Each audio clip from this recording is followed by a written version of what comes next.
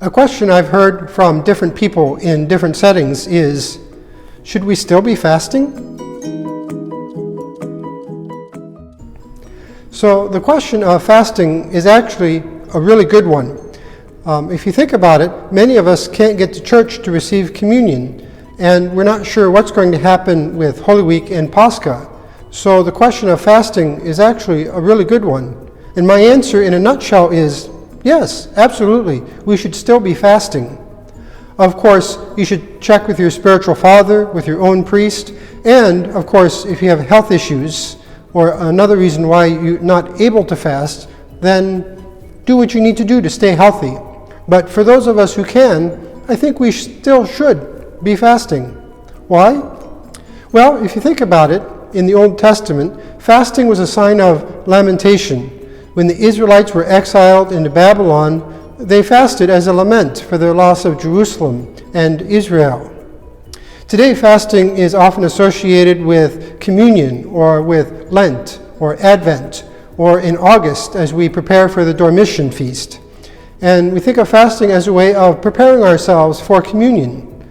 But what it actually does is it allows us to hunger for Christ, and in that way prepare us for meeting Christ in communion.